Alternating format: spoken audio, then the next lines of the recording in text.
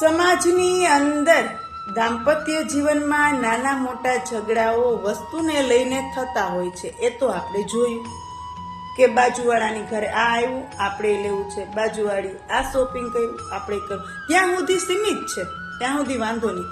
પણ હવે કઈ વાતમાંથી પતિ પત્નીના ઝઘડા થાય છે તમે વિચારો તો ખરી.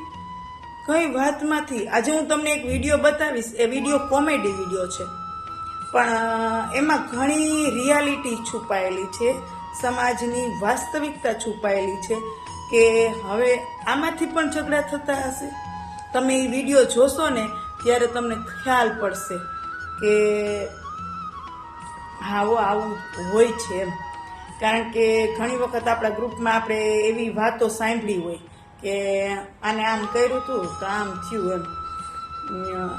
એટલે એ છે ને, જ્યાં સુધી તમે વસ્તુથી કમ્પેરિઝન કરતા ને ત્યાં સુધી બરોબર હતું, પણ હવે આવી રીતે જો આ વિડીયો જોઈ લો તમને હમણાં ખબર પડશે કે આમ તમને કોમેડી વિડીયો લાગતો હશે પણ રિયલમાં આવી સામાન્ય બાબતમાંથી પણ દાંપત્ય જીવનમાં ઝઘડા થતા જ હોય છે, મન દુઃખ થતું જ હોય છે. જો હમણાં આ વિડીયો જોશો ને એટલે તમને ખ્યાલ પડી જશે.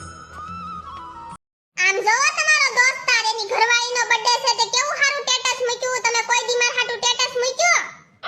ઈ તો નવરીનો છે, હવે કઈ એવા સ્ટેટસ બેટસ ન મૂકવાના હોય, હવે જૂનું થઈ ગયું આપણું. ઈ તો જે લવ કરતા હોય ને ઈ સ્ટેટસ મૂકે. તમે કોઈ દી મૂક્યું? કેવું સારું એના દોસ્તારે લખ્યું છે આઈ લવ માય જાન, હેપી બર્થડે માય જાન, કેવો સારો વિડિયો મૂક્યો છે. આ સ્ટેટસ મારું ઘર ભંગર છે ચાક. મારે આને કેવું જોઈએ કે ઘરવાળીને કોઈ સ્ટેટસ ન મૂકે. હું કીધું બોલો તો. અરે હું તો એમ કહું છું ઈ તો એની જાન હશે એટલે લગતો હશે જાન. તો હું શું તમારી માટે? તું મારી જાન નથી, તું જાનવર છો, જાનવર.